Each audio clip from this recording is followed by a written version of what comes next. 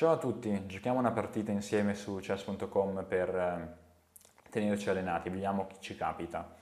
Allora, facciamo una 3 più 2 perché un po' di incremento fa sempre bene, perché altrimenti arriviamo in una situazione in cui siamo a corto di tempo. Quindi vediamo, allora, possiamo giocare diverse cose, proviamo di 4, in genere si gioca sempre 4, proviamo a cambiare un po'. Ok, abbiamo d4 c4, vediamo cosa vuole fare il nostro avversario. Ok, finora tutto abbastanza normale. Si può giocare in diversi modi, proviamo a mettere i due cavalli fuori, in modo molto classico. E qui abbiamo c6, si può giocare sia alfiere g5 che e3, in realtà sono entrambe mosse possibili. Proviamo alfiere g5, anche se non mi ricordo al momento moltissima teoria, però proviamo a giocare mosse sane, tranquille, senza strafare, vediamo se riusciamo a giocarla. Ok, fin qua la posizione è molto solida, mi aspetto una cavallo d7 da parte del nero, ok, possiamo arroccare.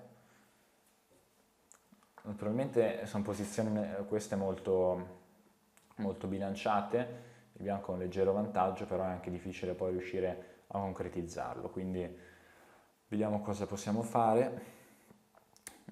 Possiamo giocare, ci sono diverse idee, sì, in realtà. In genere il bianco in genere il nero vuole giocare d per c4, quindi forse questa può essere una cosa che possiamo provare ad evitare. Minoranza, Possiamo provare ad evitare, anche se b3 non lo voglio proprio fare. Eh, pensiamo un attimo a qualcosa. Allora, può essere interessante provare a giocare torre C1 per mettere la torre sulla colonna C, così ci prepariamo già nel caso lui voglia giocare D per C e poi B5, abbiamo una torre già pronta su questa colonna. Ok, lui vuole spostare il cavallo, giochiamo a 3, proviamo ad espanderci con B4, lui probabilmente giocherà a 5, no, gioca a 6, va bene, allora giochiamo B4, forse a 5 arriva ora, che in effetti non è molto piacevole, però ok, abbiamo cavallo G4. Ok, io sono contento di scambiare questi due alfieri in realtà perché abbiamo un alfiere cattivo mio dato per un alfiere buono suo, quindi in realtà sono abbastanza contento di questo. E a questo punto C5 non la voglio proprio giocare perché non mi piace ricevere E5, anche se va detto che su E5 ci sarebbe H3, però comunque non voglio rischiare perché in futuro E5 è molto difficile da controllare, quindi ecco, preferisco evitare questa mossa. Però questo cavallo sicuramente ne vale la pena di farlo arrivare da queste parti, quindi forse possiamo scambiare, poi giocare alla prossima mossa cavallo A4, in questo modo riusciamo a portare un cavallo sull'ala di donna. In queste situazioni diciamo che il nero deve sempre cercare di giocare sull'ala di re, mentre il bianco cerca di giocare sull'ala di donna, quindi c'è questo bilanciamento.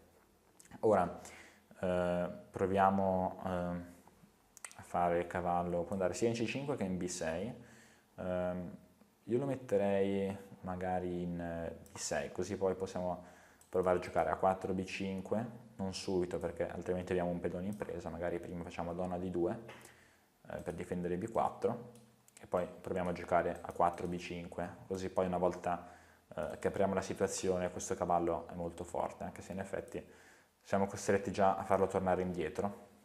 Ok, ma mal che vada possiamo sempre rimetterlo in C5, al momento non ci sono particolari rischi sul lato di re, quindi dovremmo essere sicuri, anche se potrebbe arrivare cavallo G6, cavallo H4, ma in realtà il cavallo in G6 lo posso sempre prendere nel peggiore dei casi. Ok, abbiamo questa, cavallo C5 direi, lui giocherà ok, alfiere C8, possiamo giocare a 4, B5 è una mossa che è molto interessante, questo è un piano chiamato attacco di minoranza, quindi noi andiamo a giocare sull'ala di donna dove abbiamo meno pedoni rispetto all'avversario, 2 contro 3, ma nonostante noi abbiamo meno pedoni riusciamo in effetti comunque ad attaccare molto bene il nostro avversario. Ok, cavallo E6 minaccia cavallo G5 che è una mossa che non mi piace, quindi B5 non la voglio fare immediatamente, magari prima giochiamo H3.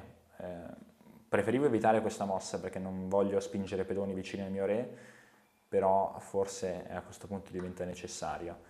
Ok, lui mangia in C5 giustamente, il cavallo torna indietro, in F6 suppongo, non so cos'altro possa fare. A questo punto possiamo anche cambiare piano e cominciare magari a giocare al centro, non più sul lato di donna, perché sul lato di donna magari diventa difficile adesso che ho rimangiato con il pedone B trovare un modo per sfondare, quindi ecco, forse può essere interessante usare questi pedoni sul lato di donna come perno per evitare che il nostro avversario si muova e poi da lì giocare normalmente.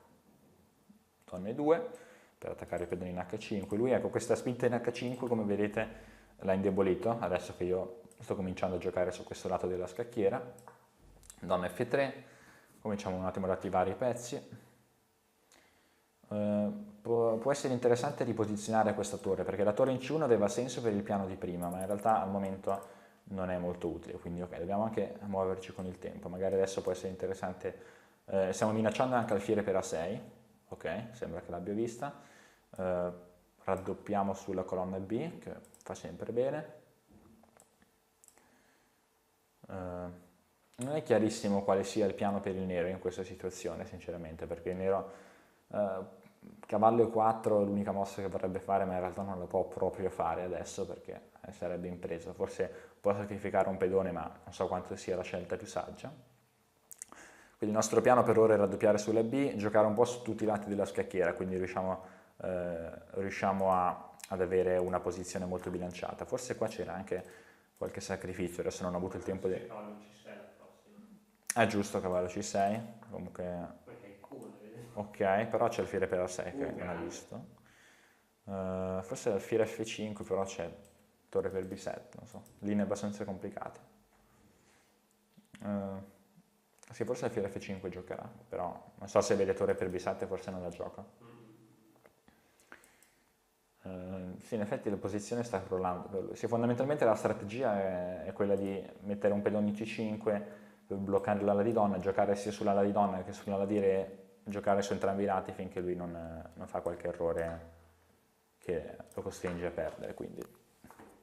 Ok, lui sta cercando di aprire il lato di re, ma come ho detto prima questo non so quanto sia buono per lui perché io gioco anche sul lato di re volentieri, per cui non capisco come questo lo possa aiutare, anzi c'è anche cavallo per C6 adesso, donna G5 anche, adesso vincono tutte, a parte il tempo.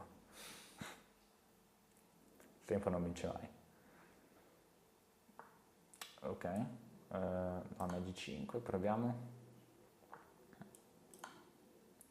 Ok, non so esattamente qual è il mio piano, però con il tempo che abbiamo devo adattarmi, ma ok, proviamo a mangiare, cavallo per C6, ok, adesso dovrebbe essere vinta, abbiamo due pedoni in più, pedoni passati, giochiamo alfiere B5 e spingiamo.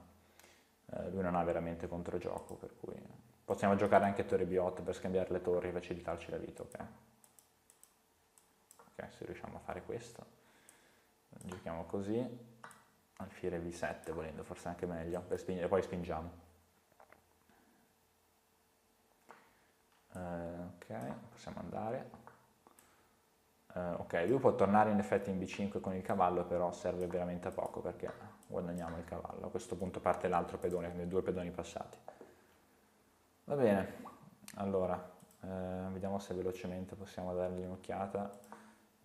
Allora, fondamentalmente qui abbiamo un'apertura abbastanza standard, ecco qui è iniziato un po' il tutto, giocatore C1, A3, forse questo piano con A3-B4 si è un po' esposto con A5, ma forse neanche troppo, quindi ci poteva anche stare.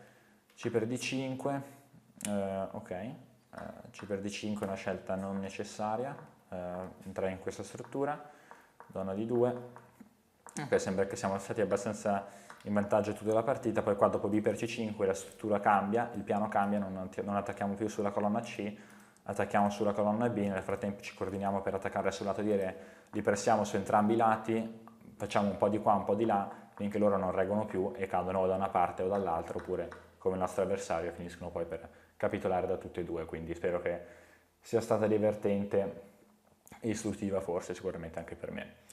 Un saluto allora, alla prossima!